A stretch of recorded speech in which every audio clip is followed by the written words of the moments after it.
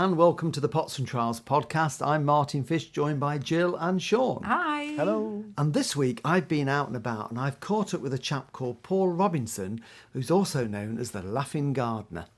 Sounds interesting. And Martin's got some jobs for us to be getting on with in the garden. I say us, but it's usually me that's been doing them. And we have a quick catch up with Sean about his strawberries. And also there's a couple of listeners' questions, and we're going to find out a little bit more about the ubiquitous Bramley apple. But first, let's hear from the Laughing Gardener.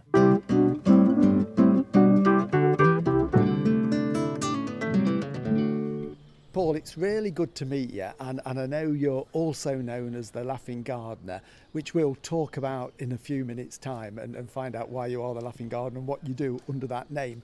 But tell me how you got into horticulture and what you did sort of to start of your career.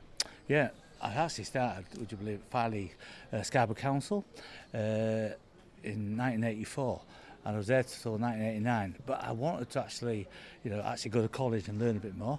So I went to the famous Askham Bryan College, which I don't know, Tony Thompson was one of my lecturers, and just love Chris Rose, just real great people. So, but I was very lucky, Martin, because I actually so I got me horticultural qualification, but in between I worked at the charity called Horticap. Yeah. So we're here today at the Harrogate Flower Show. And yeah, I was very, very lucky, and I spent 14 really happy years there as well. I became deputy manager. So, because I just didn't want to do gardening, I want to make a difference to people's lives, and we had so much fun. Yeah. We had so much fun. There were, people learned this bit. It was absolutely wonderful, and yeah, I've got so many stories and just wonderful people. So I was very, very lucky.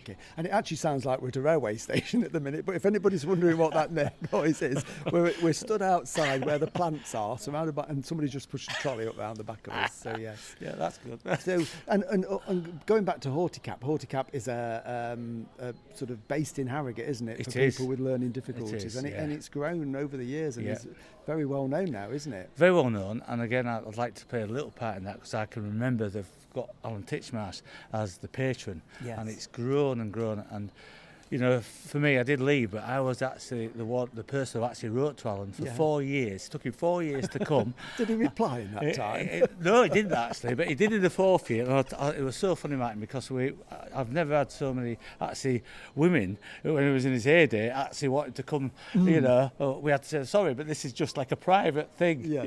It was unbelievable. He came and he absolutely was wonderful. I spent 2.5 hours with him, with all our students, and it was wonderful. And then he became patron of the of Horticap, and it's just grown and grown. Yeah, and it's a memory that it's wonderful how well they're doing now. Yeah. But maybe people forget in the early days it's quite tough. Yeah. And in the early days, another little story, man, which I will tell you, and this is maybe good for gardening. I remember when I went there in '91. The soil wasn't that good. It was quite clayey. Even in the early days, it was told it was clay. It was built on a bog. But for years and years, twice a year, organic matter in. And I always remember, Jeffrey Easton, the first manager, telling me the story.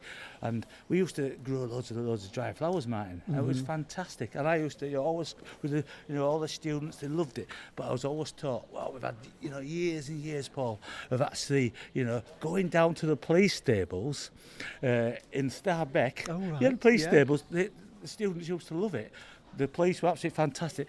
The manure was absolutely steaming, but they loved it. Not very good health and safety. But then we'd take it back to our compost bins and compost it, and then we'd use it on our land. But that was such a funny story because they used to absolutely love it. Right, come on, and the police used to help us, and we knew all the horses. Oh, it was absolutely wonderful. I didn't know that the police horses were stable then. Are they still there? I don't know. No, I don't think so. But they were great days. Great days, especially on a wet day. Yes. We said, come on. We used to go down, and it was wonderful. Yeah, it was wonderful. And they used to love them. The police were fantastic with them. So that's a lovely story. Absolutely. Happy times by the sound of it. Yeah. So you now live back on towards the east coast of Yorkshire, East Yorkshire. Yeah. And you're still gardening, aren't you? I am, yourself and that? Yeah, I'm still gardening. I'm celebrating my 40 years in gardening. Probably not day-to-day gardening in my job like I used to do, because I think the higher I've become, there's more paperwork. Yes. But I still, I'm passionate about garden speak, as you say. Yeah. The Laughing Gardener, do my own garden, which I actually love. And say, coming to garden shows like this. And so I'll always, like you said, Martin, before we did this interview, gardening's in my blood. Yeah, it is. And I talk to lots of people that started like you did and I did as a gardener on a parks department, on a nursery, but then as you go higher up, you do less of the practical and more the management side. But deep down, you're still a gardener. And I would imagine you love getting out in the garden at the weekends and evenings. Yeah, I mean, another thing about Horticap, which brings back to my memory, when I do a lot of my talks, working for a charity, we didn't have a lot of money. So I used to, Horticap, I remember that we had a curator at Harlow Car when I was there called Andrew. And Andrew used to say to me, Paul, just bring your students down.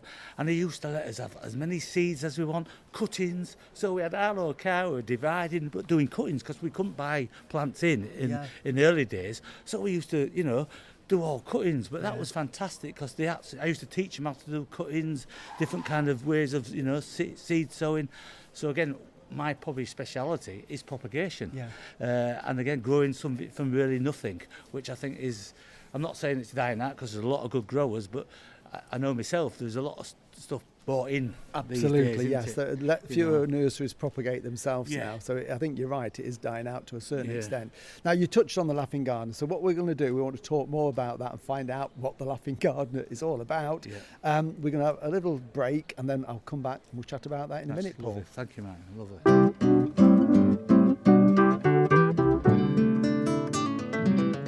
So Martin, just tell us a bit more about Horticap, because I know you talked about it to Paul. Now, I just know that they have a very good cafe, because I haven't been, and every time we go to Harlow Car, we say we must pop into the cafe, but they have a nursery there that's open to the public to buy plants. They do, yes. I mean, as Paul said, it's been there a long time. It was sort of set up, it's for sort of adults with learning difficulties, and it's been there for many years in Harrogate and grown to a big enterprise now. It really has. So they've got an amazing cafe there, but they've got a plant sales area, garden centre, do lots of training there, and it really is. And they go to the shows. They create some fantastic show gardens. They do them at Harrogate, the Great Yorkshire Show. I think one year they went to BBC Gardeners World in Birmingham and created a show garden, and they're just fun gardens. Alan Titchmarsh is their patron. So yeah, they're very, very successful, and it's a destination to go. If you're in Harrogate and you go to Harlow Car, which is the RHS garden, it's literally just across the road from there, and you can do them both in one day.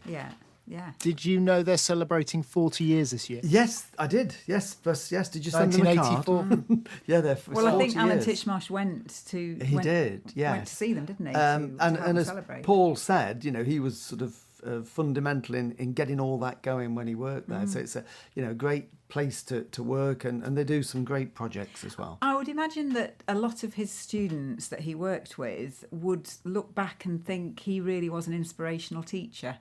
And it's so nice because that doesn't happen that often, does it? When you look back to your childhood or teenage years growing up and you think, did you have an inspirational teacher? And I would think Paul I think so. Having met Paul and had a nice long chat with him, and we've sort of corresponded since, I think he's passionate about horticulture and passing on that knowledge to people. So yes, I would imagine there's a lot of people out there that have learnt a great deal from Paul. So yes, definitely. Yeah.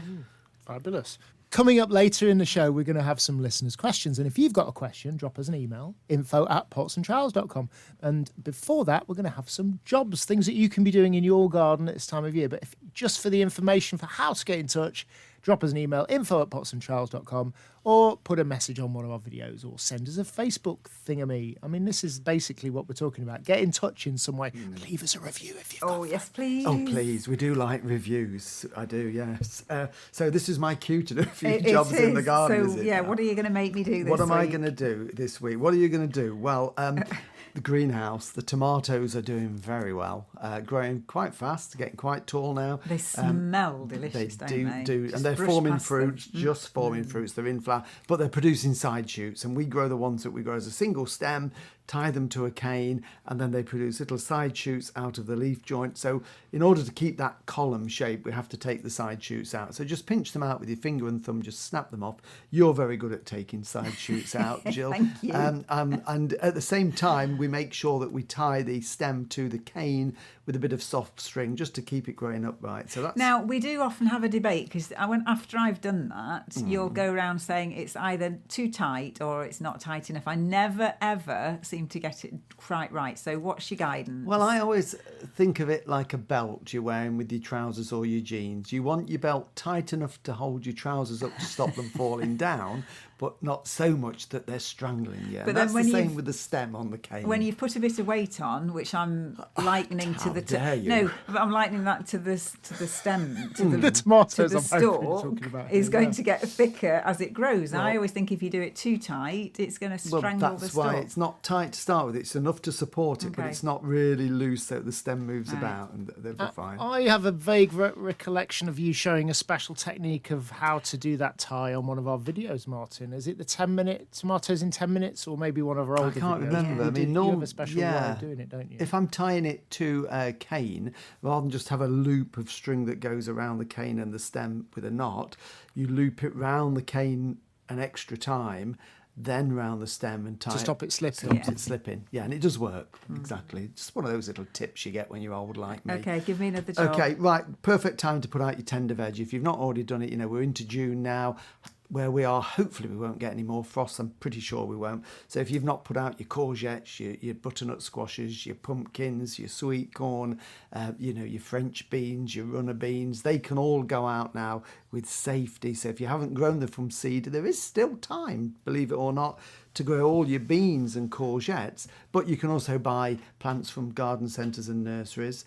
And then the other thing is to look out for lupin aphid, because lupin aphids are around at the moment. Now, lupins are those lovely summer flowering cottage garden herbaceous perennials that we get, but they are prone to getting lupin aphids in, which is an aphid that gets on the flower stalk. The big ones, they used to be known as the American lupin aphid because they originally came over from the States. And they're slightly bigger, greyish colour, easy to identify. But if you don't control them, they'll cause a lot of damage. So you can, if you want, I'd use an organic insecticide, a plant-based one, a little squirt. But if you catch them early enough, when you can just sort of use your finger and thumb and just rub them off and get rid of them that way. We've got a question about lupins later on in the podcast, so we'll have another chat. I was going to say that. Yeah, we've got a question, and it's about planting lupins. So if you haven't got lupins and you're thinking, well, I don't need to worry about the lupin aphid, then you can find out how to plant lupins, and then you can worry about the lupin. And I've got a question for you, Sean. How are your strawberries doing? Because every now and again you give us an update on your strawberries. Oh, the strawberry update. Yeah, the strawberries are doing really, really well, except for the hanging basket. Now, I did mention this in a previous podcast, but I think the squirrels have been having a bit of a pick and mix. Yeah. I found a few severed tiny little berries, but they haven't even eaten them, which is quite annoying. They're just in the soil next to the That's annoying. plant. I don't think they've dropped off. No. So the other strawberry plants are doing really well, and I was very tempted to put them in my raised beds that I've recently created, but then I thought then they'll just get eaten by slugs and all sorts. So they're leaving them in pots for now, and I'm enjoying watching them grow.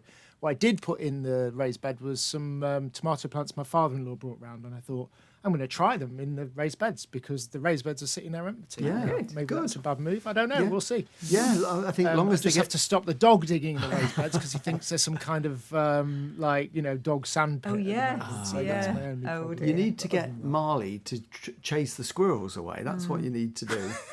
He loves to do that. It's he just doesn't have free rein. We often keep him in the house, and he's just looking through the window forlornly as the squirrels dance around the trampoline. Not good. So that's things you can be getting on with. And remember though, with your strawberries, keep them fed. Even though you've got no fruit on, keep feeding them because it builds them up for next year, Sean. Yes, will do. Thank you. Will do. I think we're in need of some more laughter, so should we go and find out a little bit more about what Paul's been up to? Okay.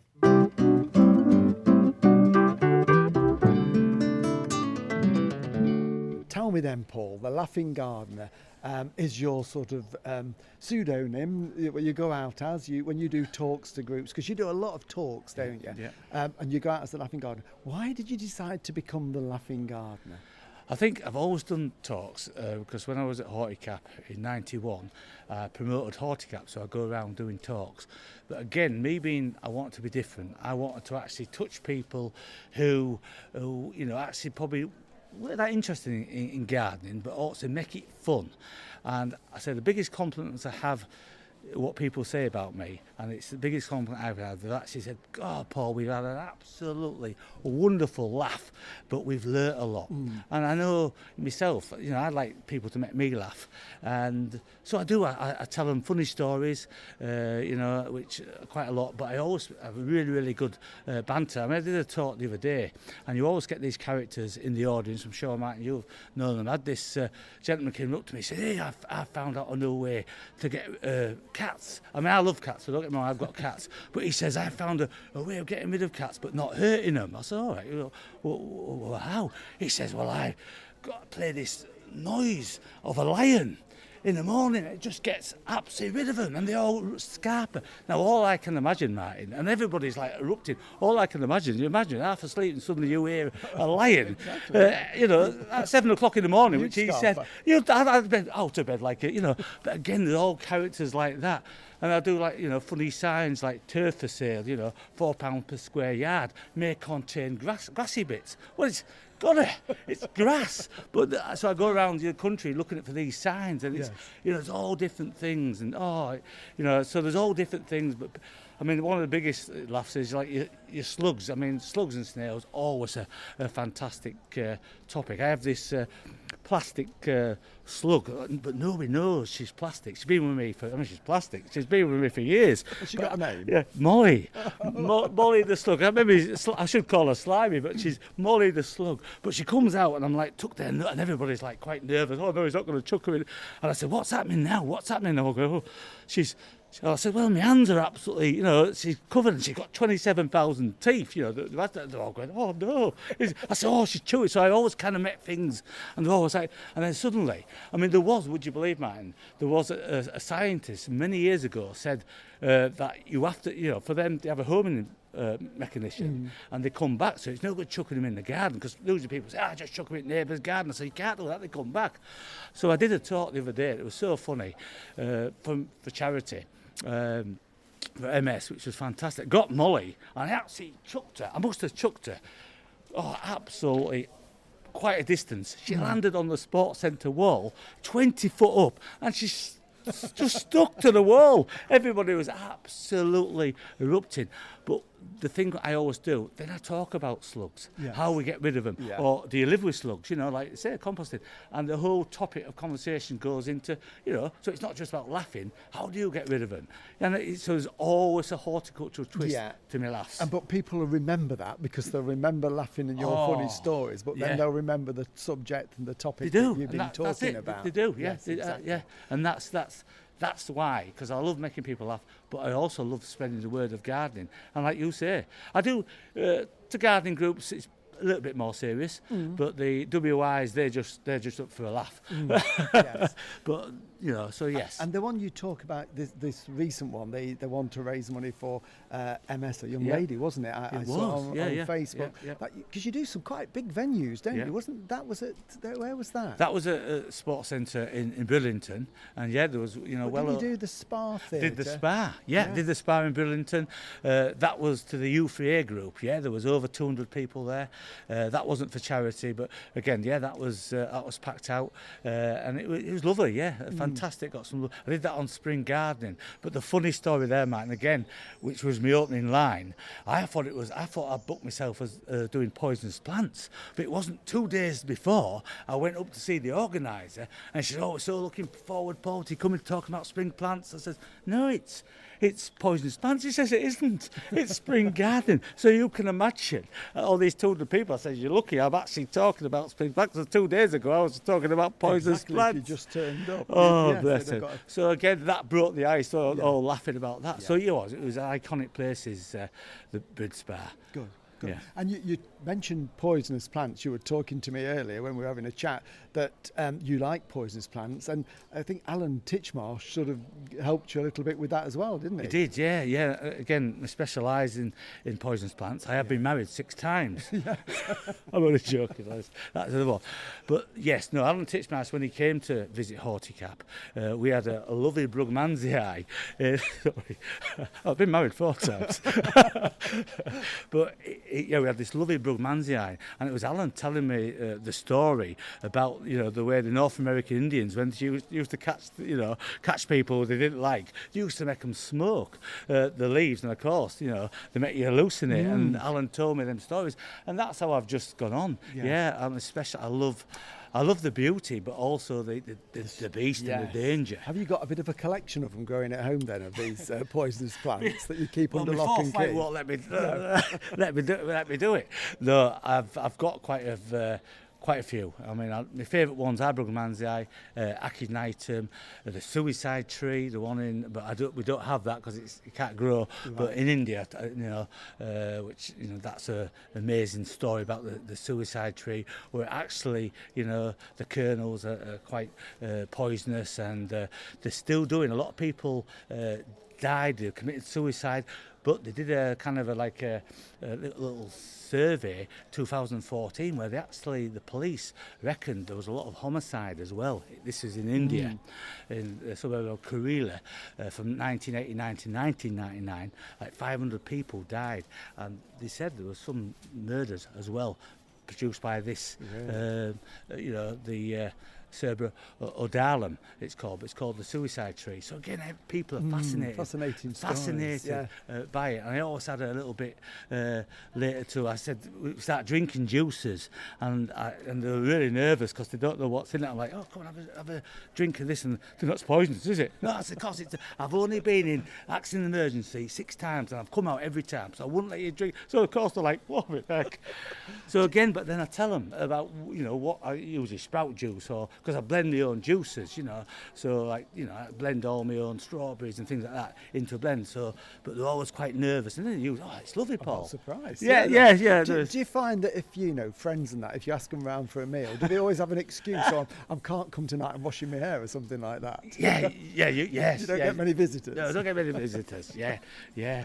I mean, one which was fascinating. My favourite plant, Martin, is the heliotrope. Mm-hmm. I'm sure you do. But Sulby Gardens, where I worked before, we had loads, old Victorian shrub, beautiful, common name cherry pie. Well, I didn't know until some years ago, because I say I've studied poisonous plants for years. It was my mum who actually said to me, your favourite plant? There's a lady put on social media that her dog had died. A little Jack Russell had eaten half a leaf and had died. Because of the leaves, right. And again, so I didn't know that, so it was prominent in my garden. Don't get me wrong, I absolutely love, but you're right, when we have a garden party, that goes, we've got a stand that goes at the back, and again, I warn people, because like you say, poisonous plants, I don't want to put people off because they're beautiful. You don't want to kill people, either, no, you don't, no. But nobody likes me, because there was a story of a lady again who actually attempted to poison her husband with a foxglove coleslaw salad. Oh, right. And he actually, she actually got done. I think she got 4.5 years, right. Because luckily he became ill, but luckily he didn't. Because he thought, well, this is a bit bitter, and he found out it was a blooming foxglove leaf. Right. So you have to be.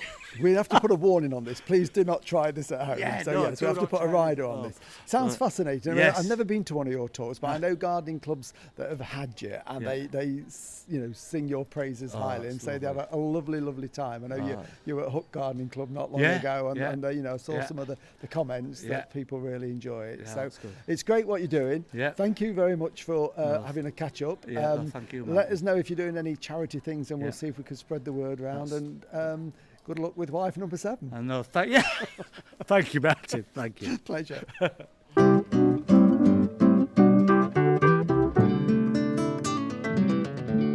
Well, if you do want to get in touch with Paul, then we'll put the details in the show notes, and yeah, I'm sure you'll be able to do that. Yes. Wife number 7. I'm not going to. Well, no, we ought No. to just to let you know, he hasn't really had 7 wives. He's not poisoned any of them. It's just one of his little stories. Or so you say. Yeah, We are all laughing, so it's working. He had Yeah. his wife with him, and she looked very healthy when Oh, I good, saw her. good. So yeah, and he does some really good work. He's very popular on the show circuit, sort of in the northeast, Yorkshire and North Lincolnshire and that area. So if you've not had him at your gardening club, I can highly recommend that you get him. Now, I just had a flicker of Bernard Manning when you said on the show circuit. But anyway, let's carry on. Let's get into some listeners' questions instead. well, we've already mentioned lupins, haven't we? But Oh, because yes. you were talking about lupin Yes, I aphid was, and a yes. job, but Connie has asked us that she has some lupin seeds and how should she plant them? But the seeds are from a packet. Okay, so They're you not bought a homegrown. packet of seeds. No, that's Yeah. fine.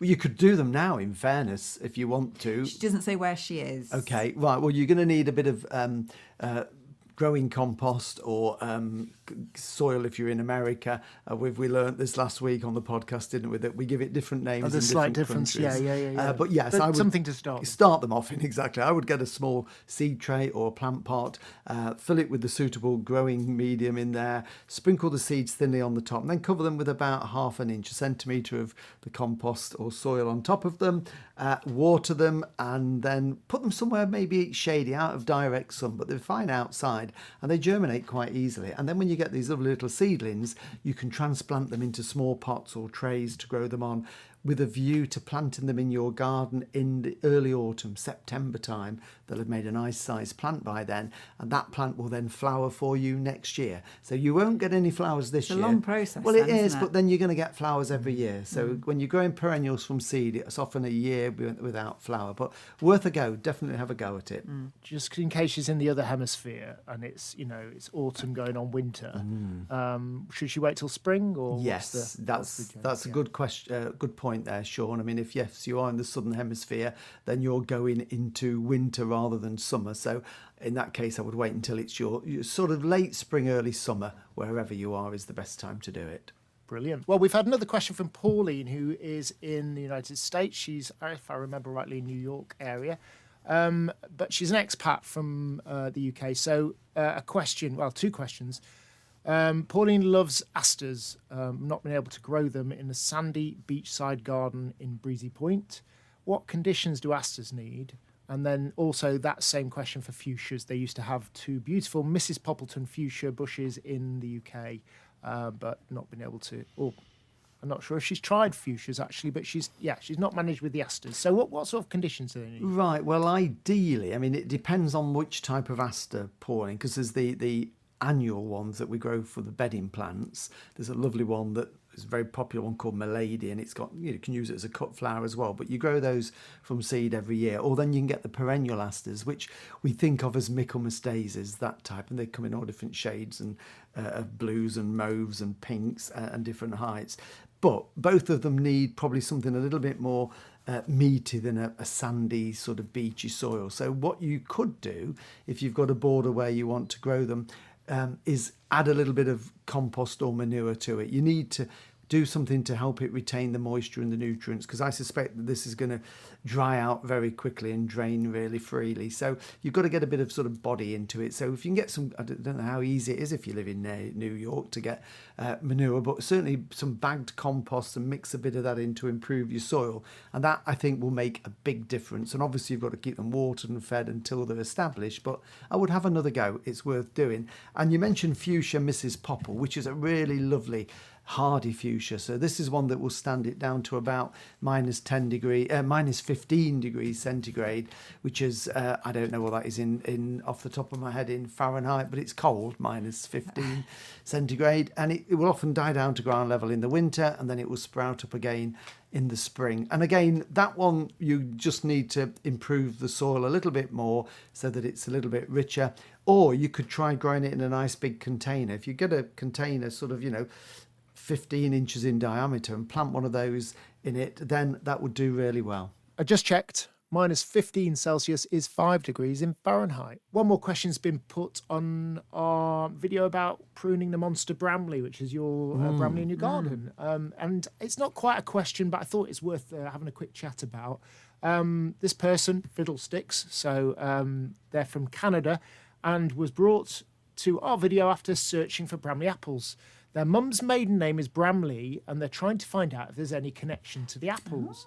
The mum's great-grandfather brought a Bramley tree or seeds from England to Manitoba to grow on the farm, and they would love to see your tree in the summer. Wow. Thanks for posting. Well, it just made me think, because, of course, Bramleys came originally from Nottinghamshire, didn't they? Yeah, which is where we're from. Very exciting. Yes, it is. Yeah, I mean, the original Bramley apple tree was grown by, and I'm doing this from memory because we haven't researched this, but the seed was sown, I think from memory, around 1809 by a girl called Anne Brailsford in a town called Southwell in Nottinghamshire, and it was grown in a garden, and it was then a local nurseryman saw the apples and thought we could do something with that, and it was developed. And the reason it gets its name Bramley, because although Anne Brailsford sowed the seed, by this point it was growing in the garden of somebody called Matthew Bramley.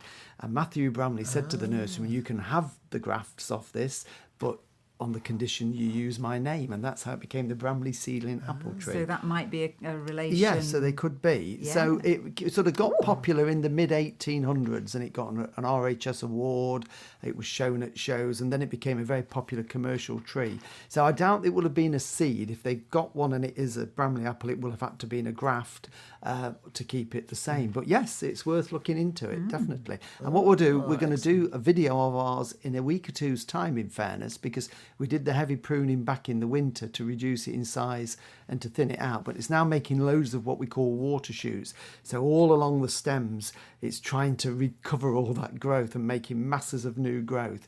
And we don't want that all, otherwise it's going to end up in a tangled mess again. So what we're going to do very soon is to actually show you how to take those off to keep the tree nice and open. So look out for that on our YouTube video, Pots and Trowels, very shortly. And if you do any more research into the family connections, then keep us posted. Yeah, and the original tree is still there in Southwell. It's a bit It's poorly obviously though, isn't it? 200 and odd years old. It's very poorly, probably not got long left, but it is still hanging on. And I'll point out some people in Nottinghamshire call it Southwell, and it depends sort of where you live as to whether you call it Southwell or Southwell. Oh, we could do a whole podcast on could. that. We could do a whole podcast. I think, yes. We would lose a lot of listeners.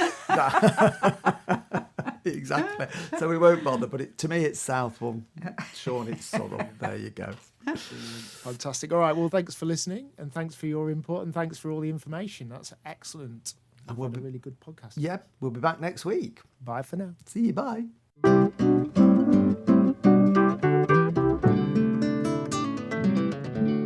Watch the videos on YouTube or Facebook, follow us on Instagram, Twitter or X, and subscribe to the podcast and never miss a thing. For more information, go to potsandtrowels.com.